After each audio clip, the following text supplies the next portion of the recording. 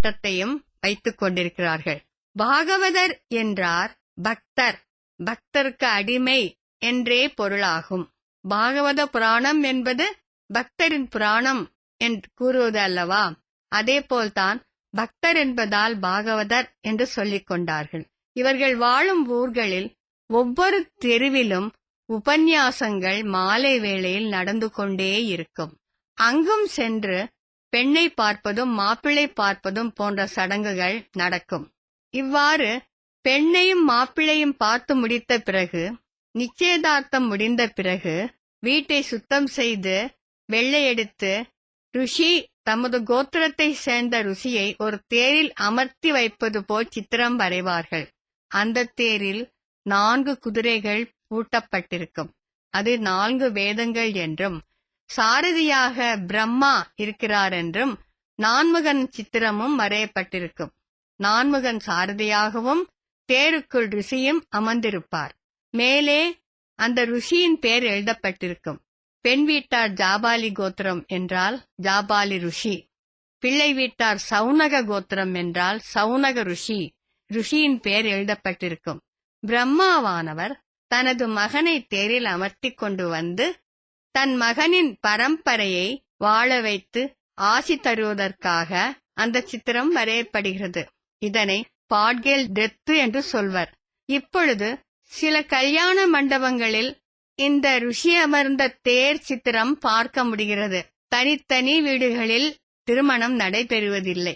இவ்வாறு ரிஷி கோத்திர தேரின் முன்னால் 28 கலயங்களில் மண்ணை நிரப்பி, சின்ன சின்ன மண் கலயங்களில் மண்ணை நிரப்பி வைத்து விடுவார்கள். திருமண நாள் அன்று முதல் நாள் தேவ்ஹாஸ் என்று சொல்வார்கள். தேவ்ஹாஸ் என்றால் தேவஹசஸ், எல்லா தேவர்களையும் திருப்திப்படுத்துதல் என்றே பொருள். அப்போது பூஜை அறையில் இந்த சித்திரத்துக்கு முன்னால், அந்த சித்திரத்திற்கு பெயர் சௌராஷ்டிர மொழியில் பாட்கேல் ரெத்து. பாட்கேல் ரெத்து என்ற சித்திரத்திற்கு முன்னால் 5 பானைகள் வைத்து பொங்கல் இடுவார்கள். வீட்டு பெண்மணிகள் தான் அந்த பொங்கலை இடுவார்கள். அத்தையும் அண்ணன் மகள் தம்பி மகள் போன்ற ஒரே கோத்திர பெண்கள் சேர்ந்து பொங்கல் இடுவார்கள். மாப்பிள்ளை வீட்டிலும் இதே சடங்கு நடக்கும், பெண் வீட்டிலும் இதே சடங்கு நடக்கும். 4 நாள் திருமணத்தில் முதல் நாள் தேவஹசஸ், 2ஆம் நாள் சம்சுடா சுட்டு. சம்சுடா சுட்டு என்றால் பெண் வீட்டார் போடும் நகைகளையும் பிள்ளை வீட்டார் பெண்ணுக்கு அணிவிக்கும் நகைகளையும் காட்டுவது என்று பொருள். பிள்ளை வீட்டார் மாப்பிள்ளையை ஒரு சாரட்டு வண்டியில் அமர்த்தி, அதாவது குதிரை பூட்டிய சாரட்டு வண்டி அக்காலத்தில் இருந்தன. அந்த வண்டியில் மாப்பிள்ளையை அமர்த்தி தாம் பெண்ணுக்கு அணிவிக்கப் போகும் நகைகளை ஒரு பெட்டியில் வைத்து பூட்டி விடுவார்கள். தமது சொந்தக்காரர்கள், அதாவது மாப்பிள்ளை வீட்டு சொந்தக்காரர்கள் அனைவரிடமும் சென்று அந்த நகைகளை காட்டுவார்கள். இதேபோல் பெண் வீட்டார் ஒரு சாரட்டு வண்டியில் பெண்ணை அமர்த்தி வைப்பார்கள். பெண்ணுடன் பெண்ணின் தோழிகள் இருப்பார்கள். முக்கியமாக பெண்ணின் வயது 14 வயதை தாண்டாது. ஆகவே சின்ன சின்ன சிறுமிகள் தான் அந்த வண்டியில் அமர்ந்திருப்பார்கள். மாப்பிள்ளையின் வயதோவெனில் 21 தாண்டாது. அவ்வாறுதான் கல்யாணங்கள் நடைபெற்றன. பெண் வீட்டாரின் நகைகள் எல்லாம் பெண்ணை சேர்ந்த உறவினர்களிடம் காட்டி வந்து விடுவார்கள். கல்யாண சமயத்தில் பெருங்கூட்டத்தில் நகைகளை காட்ட மாட்டார்கள். இவ்வாறு அணிகலன்களை காட்டுவதற்கென்றே சுற்றி வரும் சுற்று சம்சுடா சுட்டு. மதுரை நகர் முழுவதும் பெண்ணும் மாப்பிள்ளையும் தனித்தனியாக சுற்றி வருவார்கள். 3ஆம் நாள் கல்யாணம். காலையில் முகூர்த்தம் குறித்த நேரத்தில் தாலி கட்டும் சடங்கு நடைபெறும். அப்பொழுது வேத மந்திரங்கள் ஓதப்படும். தாலி கட்டி முடிந்த பிறகு வெங்கட சூரிய அவர்கள் இயற்றிய சங்கீத ராமாயணத்தில் இருந்து சௌராஷ்டிர பாடல்கள் பாடுவார்கள். மாலையில் நலுங்கு வைப்பார்கள். தாலி கட்டியவுடன் மாலையில் நலுங்கு வைப்பது மாப்பிள்ளை வீட்டில்தான். நலுங்கு சமயத்திலும் வெங்கட்ரமண பாகவதரின் கீர்த்தனைகளும் பாடுவார்கள். இவ்வாறு சௌராஷ்டிர பாடல்களை மறக்காமல் பாடி வந்தபடியால் தான் பிற்காலத்தில் இவையெல்லாம் பதிப்பிக்க முடிந்தன. பிறகு 3ஆம் நாள் சடங்கெல்லாம் முடிந்த பிறகு 4ஆம் நாள் நாகவல்லி முகூர்த்தம். இது காலையிலோ அல்லது மத்தியான வேளையிலோ இருக்கலாம். இந்த நாகவல்லி முகூர்த்தம் தான் முக்கியமான கல்யாண சடங்கு. ஏனென்றால் வட இந்தியாவில் இருந்த பொழுது தாலி கட்டும் பழக்கம் இவர்களுக்கு இல்லை. தமிழ்நாட்டில் குடிவந்த பிறகுதான் தாலி கட்டும் பழக்கம் வந்திருக்கிறது. முக்கியமான சடங்கு என்னவெனில், நெற்றியில் பாங்கு என்று சொல்லக்கூடிய இடத்தில், அதாவது நடு நெற்றியில் குங்கும பொட்டு வைப்பதுதான் முக்கியமான சடங்கு. இப்பொழுதும் வட இந்தியர் மாங்கு பரோ என்பதுதான். மாங்கு என்றால் நேர்கோடாகும். தலையில் உள்ள கூந்தலின் நடுவிலே இட்டுக்கொள்ளப்படும் பெண்களின் நேர்கோடு. அந்த நேர்கோட்டில் குங்குமம் நிரப்புவதே முக்கியமான சடங்காகும். இந்த சடங்கு நாகவல்லி முகூர்த்தத்தில் செய்யப்படுகிறது. இதற்குரிய மந்திரங்களை ஓதி சப்தபதி என்று சொல்லி 7 முறை மாப்பிள்ளையும் பெண்ணும் தீயை வலம் வருவார்கள். அப்போது வலம் வந்து முடிந்த பிறகு 2 யானை உருவங்கள் எழுதப்படும். உப்பில் ஒரு யானை உருவமும் பருப்பில் ஒரு யானை உருவமும் எழுதப்படும். மாப்பிள்ளையானவர் பெண்ணிடம் நொறி நொறி மொரை மீட ஐஸ்து கள்ளி தொரை தாள் ஐஸ்து தே என்று கூறுவார். அதாவது, மணமகளே, என்னுடைய உப்பு யானையை நீ எடுத்துக்கொண்டு உன்னுடைய பருப்பு யானை எனக்கு தருவாயாக என்று கூறுவார். மணப்பெண்ணும் நொறு நொறா மொரை தாள் ஐஸ்து கள்ளி தொரை மீட ஐஸ்து தே என்று கூறுவார். அதாவது, மணமகனே, நீ எனது பருப்பு யானையை எடுத்துக்கொண்டு உன்னுடைய உப்பு யானையை தருவாயாக என்று கூறுவாள். மணமகன், இது சௌராஷ்டிர தேசத்து சோமநாத் சமுத்திரத்திலிருந்து எடுத்துட்டு வந்த உப்பு ஆகும். மிகவும் மதிப்புள்ளது. இதற்கு உனது பருப்பு யானை ஈடாகுமா என்று கேட்பார். மணமகளானவள், இதுவும் சௌராஷ்டிர தேசத்தில் அக்காலத்தில் பயிரிடப்பட்ட பருப்பு வித்துக்களை கொண்டு வந்து இப்போது வளர்த்த பருப்பிலிருந்து செய்த யானையாகும். இது உனது உப்பு யானைக்கு ஈடாகுமா என்று போட்டியாக பேசுவாள்.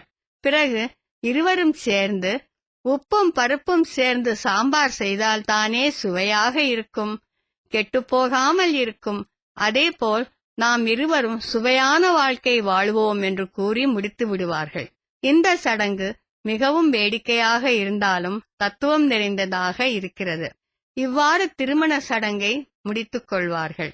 இத்தகைய பண்பும் கலாச்சாரம் மிக்க மக்கள் அமைதியான வாழ்க்கையை நடத்தி வருகின்றார்கள். இவர்களுக்குள்ளே சிறை கைதிகள் என்பதே காண்பது அரிது. அதனால்தான் கலைஞர் கருணாநிதி அவர்கள் சௌராஷ்டிர மக்கள் மதுரையின் அணிகலன் என்று ஒருமுறை கூறியிருக்கிறார். திரைப்படத் தொழிலிலும் இவர்கள் ஈடுபட்டிருக்கின்றார்கள். பக்த ஹரிதாஸ் போன்ற பல திரைப்படங்களை இவர்கள் பிலிம் எடுத்திருக்கிறார்கள். பக்த ஹரிதாஸ் திரைப்படம் Murugan Talkies Film, Royal Talkies Film போன்றோரால் எடுத்தப்பட்டது. இன்னும் பற்பல திரைப்படங்களும் இருக்கின்றன. PV நரசிம்ம பாரதி என்பவர் அக்காலத்து திரைப்படத்தில் புகழ்மிக்க நடிகராவர். TMS சவுந்தரராஜனை அறியாதவர்கள் யார்? அவர் நாக்கில் புரளும் தமிழைப் போல் எந்த பாடகர் நாக்கில் தான் தமிழ் புரளுகிறது? அத்தகைய அழகிய ஓசைக்கும் இனிமையான உச்சரிப்பிற்கும் காரணம் இவர் பேசும் சௌராஷ்டிர மொழியே என்று கூறுவதில் வியப்பென்ன? ஆகவே தமிழ்நாட்டில் வாழும் சௌராஷ்டிரர்கள் ஞான பூமியாம் பாரதத்தில் வேற்றுமைக்கு ஒற்றுமை கூறும் வகையில் வாழ்ந்து காட்டுகிறார்கள். சௌராஷ்டிர மொழியை பரப்புவதன் மூலம் சமஸ்கிருதமும் விருத்தி அடையும் என்று இப்போது அரசாங்கம் தெளிவுடன் கண்டுபிடித்திருக்கிறது. ஆகவே தற்காலத்து சௌராஷ்டிர கவிஞர்களுக்கு சாகித்ய அகாடமி விருதும் வழங்கவும் முன்வந்துள்ளது.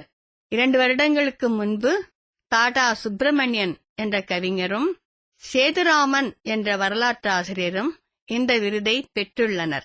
இனி இந்த குலத்தில் பிறந்த கவிஞர்களை பற்றி சொல்ல வேண்டும் என்றால், நடனகோபால நாயகி சுவாமிகள் என்பவர் மிகவும் பிரசித்தமானவர். இவர் கடவுளின் அவதாரமே ஆவார். ஜீவ சமாதி அடைந்துள்ளார். மதுரையை அடுத்து அழகர்கோயில் போகும் பாதையிலே காதாக்கிணர் என்ற இடத்தில் இவருடைய ஜீவ சமாதி உள்ளது. இவர் தமது பாடலில் நடனகோபால நாயகி என்று தனது பேருடன் சாயி சாயி என்று முத்திரை வைத்து பாடியுள்ளார். தற்காலத்து சாயி பக்தர்கள் இவர் கூப்பிட்டு முறையிட்டு அழைத்தபடியால் தான் சாயி பகவான், சிரிடி சாயி பகவானும் புட்டபர்த்தி சத்யசாயி பகவானும் அவதாரம் செய்தார்கள் என்று கூறுகிறார்கள். ஆனால் சிரிடி சாயின் அவதார காலமும் நாயகி சுவாமிகளின் அவதார காலமும் ஒன்றே ஆகும். ஒருவருக்கொருவர் அறிமுகமே கிடையாது. சிறுபான்மை சமூகத்தில் பிறந்த நாயகி சுவாமிகள் தன்னால் உலகத்திற்கு பிரேமை மார்க்கத்தை காட்ட முடியவில்லையே என்று ஏங்கினார். ஏனென்றால் உலகத்தில் உள்ள ஆண்களும் பெண்களும் அனைவரும் ஸ்ரீ கிருஷ்ண பகவானின் நாயகியே ஆவார்கள். புருஷோத்தமன் என்று சொல்லக்கூடிய ஸ்ரீ கிருஷ்ணன் மட்டுமே புருஷனாவான், அனைவருக்கும் தலைவனாவான்.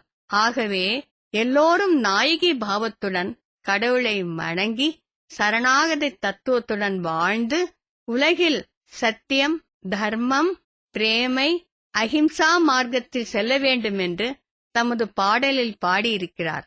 சௌராஷ்டிர மொழி பாடல்கள் இவர் பாடியது 300க்கும் அதிகமாகும். அவற்றிலெல்லாம் சாயி சாயி என்ற முத்திரையை பதித்துள்ளார். தன்னால் இந்த உலகை மாற்ற முடியவில்லையே சாயி, நீ சீக்கிரம் வந்து மாற்றுவாயாக என்று ஓலமிட்டு அழைப்பது போல் ஒரு பாடல் இருக்கிறது. காய்மென்றொடுரே மீ கிருஷ்ணா என்று பாடும் பாடலில் சாய் பகவானை அழைத்து பாடுவது போலவே இருக்கிறது. இவரது கூக்குரலை கேட்டுத்தான் சாய் பகவான் வந்தார் என்றும் இக்காலத்து சத்யசாய் பாபாவின் பக்தர்கள் அனைவரும் நம்பத் தொடங்கியிருக்கிறார்கள். மேலும் இச்சமூகத்தில் தோன்றிய கவிஞர்களை பற்றி கூற வேண்டும் என்றால் இன்னொரு முறைதான் கூற வேண்டும். ஆகவே இவ்வாறு ஞான பூமியான் பாரதத்தில் வாழும் சிறுபான்மை சமூகத்தினரிடையே வரலாற்று உண்மைகள் பல இருக்கின்றன என்பதை அறிஞர்கள் உணர்ந்து அவர்களை கைதூக்கி விடுவார்களாக என்று கூறிக்கொண்டு முடித்துக் கொள்கிறேன். சரோஜா சவுந்தரராஜன் ரொம்ப அற்புதமா சௌராஷ்டிரோட மக்களோட வாழ்க்கை முறை எந்த அளவுக்கு மென்மையானவர்கள், அவர்கள் செய்கின்ற தொழிலுக்கேற்ப அவர்களுடைய மனது எந்த அளவுக்கு ஒன்றி போயிருக்கு அப்படிங்கறத ரொம்ப அழகா எடுத்து சொன்னாங்க. தொடர்ந்து இணைந்தீர்கள் உங்கள் PAG சமுதாய வானொலி 107.8